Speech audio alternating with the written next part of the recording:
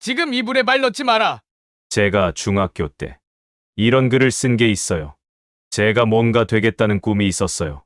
그래서 열심히 공부를 했는데 겨울 때면 방이 너무 차가지고 이불을 깔아놓은 거기만 조금 따뜻하고 방 안에 잉크병이 얼 정도야. 그러니까 책상에 앉아 있으면 너무 추우니까 엎드려 가지고 한다고. 이불 밑에 이렇게 발 넣어 놓고 공부한다고 하다가 엎드려서 잔단 말이에요. 근데 그걸 책상에 앉아 할 때는 내 이불 밑에 엎드려도 안 잘 거라고 결심하고 또 자고 또 자고 이게 반복이 되니까 제가 벽에다 뭐라고 딱 써붙여놨냐. 내가 원하는 장래의 희망을 달성하는 길은 지금 내가 이불 밑에 발 안 넣는 거다. 20년, 30년 후의 목표를 달성하려면 지금 내가 할 일은 뭐냐? 일단 발을 이불 밑에 안 넣는 것이다. 춥던지 어떻게 하든지. 신발 함부로 벗지 마라. 불가에서 조고각하. 내 발밑을 봐라.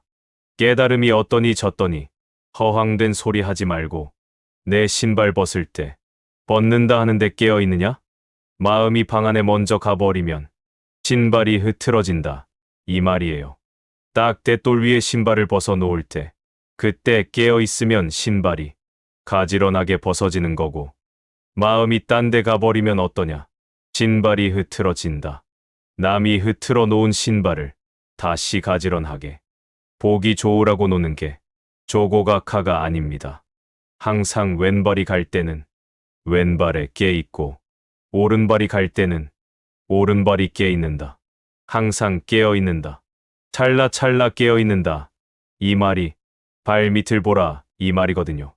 그러니까 여러분은 지금 이 생활, 주어진 생활에 내가 충실하고 있는지 없는지 한번 점검해 보세요. 아침에 못 일어나요. 아침에 일어나고 싶어도 눈이 안 떠져 못 일어난다고 하는데 몸이 문제인지 실험을 한번 해볼까요? 총을 가지고 팍 옆에서 쏴버리면 10초 내로 마당에 가 있습니다. 아시겠어요? 몸이 문제예요. 몸은 아무 이상이 없어요. 이것 또한 마음의 문제입니다. 그러니까 아침에 5시에 알람을 맞춰놓고 5시에 일어나야지 하고 잡니다. 그런데 아침에 벨이 따르릉 울리면 이불 밑에서 일어나야 되는데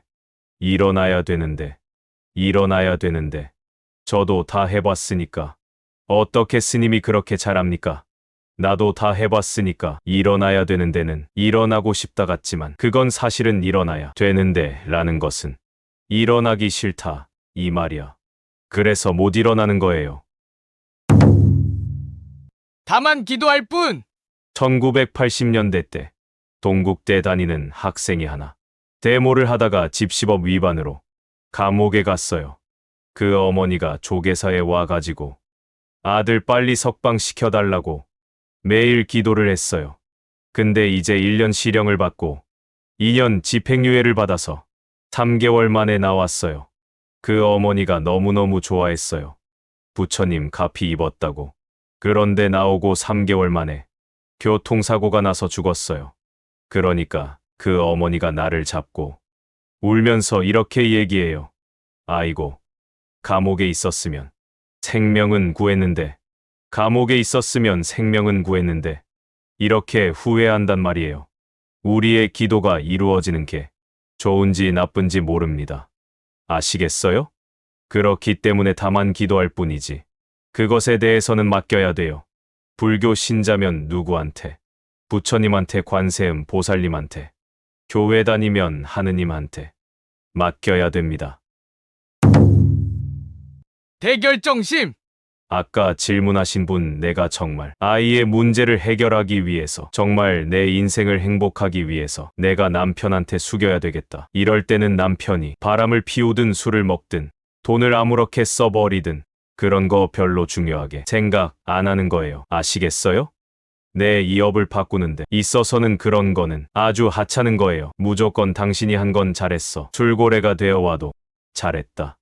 여자를 데려와도 잘했다. 그냥 직장을 그만두고 와도 잘했다. 당신 잘했다.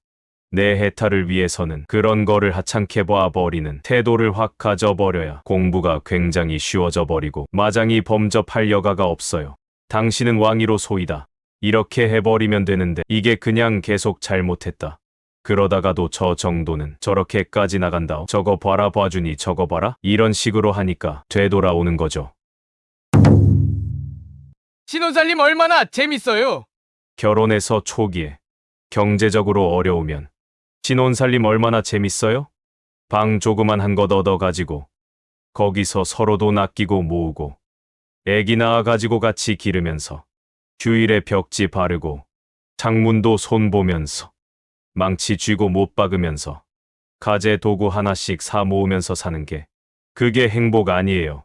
그렇게 행복을 같이 어려움에 처해서 둘이서 만들어가야 그게 행복이지. 행복을 만들 생각을 안 해요. 그래서 늘 좋은 데만 찾아다니다 보면 그거 다 쥐약이에요. 나를 낮추는 자세. 이렇게 내가 옳다. 이럴 때는 자세가 어떻게 되는지 한번 보세요. 들어 누워서 조근조근 얘기하다가 뭐라고 그거 아니야. 이렇게 되면 계속 누워서 큰 소리 칩니까? 벌떡 앉습니까? 앉아서 얘기하다 둘이서 성질이 나면 섭니까? 앉아서 계속 얘기합니까? 서죠. 고개 숙이고 얘기하다 성질 나면 고개 들어요? 고개를 내려요. 쳐들죠. 뭐 이런단 말이에요. 이게 내가 옳다는 게 가장 강할 때 표현이에요. 그러니까 목과 어깨 힘이 꽉 들어가는 거예요. 근데 그러다가 아이고 미안하다. 내가 잘못했다. 이런 생각이 들면 우선 서 있을 때 고개가 숙여져요? 더 뻣뻣해져요. 고개가 숙여져요. 그럼 더 잘못했다 싶으면 허리가 굽혀지고 더 잘못했다 싶으면 무릎을 꿇고 빌죠? 제일 잘못했다 할 때 어떻게 한다? 무릎을 꿇고 이마를 땅에 대죠. 죽을 죄를 졌습니다 할 때. 그래서 절이라는 것은 내가 옳다는 생각을 내려놓는 몸의 표현입니다. 이해하셨어요? 마구니의 속삭임. 꼭 해야 되나? 이런 게 깔려 있습니다. 아시겠어요? 다시 일어나서 해야지. 이러면서도 저 무의식의 세계, 무의식이 업식이거든요. 저 밑에 업식이. 꼭 해야 되나 그거 안 하고도 이제까지 잘 살았잖아. 이렇게 늘 내면의 다른 소리, 경전의 기록은 이게 마구니의 소리입니다. 아시겠어요? 마왕 마라가 귀에다가 계속 이렇게 속삭이는 거예요. 꼭 해야 되나? 여행할 때까지 꼭 해야 되나? 이런 공항에서, 이런 호텔에서까지 그렇게 그걸 고집해서 해야 할 게 뭐 있어? 부처님이 그런 걸 집착이라 그랬어. 이렇게 자꾸 속삭이는 거예요. 아시겠어요? 이런 건 안 해도 괜찮은 거야. 이렇게 자꾸 속삭이기 때문에 그만두게 돼요. 근데 딱 결심을 하면 그게 기차관이든 공항이든 무조건 하는 걸로 정해놓고 해버리면 이 마장이 마왕이 비집고 들어올 틈이 없습니다. 쥐약. 사기꾼이라는 건 낚싯밥 같은 거란 말이에요. 낚싯밥이 그 물고기가 좋아하는 거를 미끼로 걸어야 돼요? 안 좋아하는 걸 걸어야 돼요? 좋아하는 걸 걸어야 되잖아요. 낚시하면서 다 하잖아요. 산에 우리가 짐승을 낚을 때도 뭐 토끼 잡으려면 거기다가 틀 놓을 때 칙을 걸어야 된단 말이에요. 토끼가 좋아하는 거를. 그러니까 여러분들이 야 이게 웬일이고 하면 그거는 거의 8, 90% 낚시밥이거나 쥐약 낄 확률이 높습니다. 쥐가 자기 일상생활 할 때 늘 쓰레기를 뒤져 먹잖아요. 근데 접시에 맛있는 고구마를 딱 얹어놨다. 그러면 그건 뭐 100% 쥐약인데 쥐가 그런 생각을 못해요.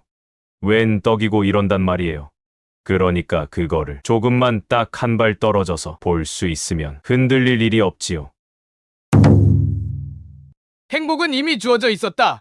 지금 주어진 이 기회를 굉장히 소중하게 여기는 게 첫째 필요하다. 이 아이가 영원히 나한테 있는 줄 알았더니 그게 아니구나 하는 걸 알게 됐어요. 이게 영원히 있는 줄 알았는데 그게 전혀 아니에요. 어느 날 아침에 안 보일 수가 있는 거예요. 그러니까 아침 애가 교복 입고 학교 나가는 것만 봐도 어때요? 그냥 뿌듯한 거예요. 감사하다. 저녁에 애가 가방 메고 엄마 하고 들어오는 것만 봐도 어때요? 감사한 거예요. 공부 잘하고 못하는 건 뒷전이고. 그러니까 행복은 원래 주어져 있었던 거예요. 근데 그걸 행복인지 모르고 불평을 하다가 잃어보니까 어때요? 그게 행복이었구나. 이렇게 자각하는데 이게 영원한 게 절대 아니에요. 잠시예요.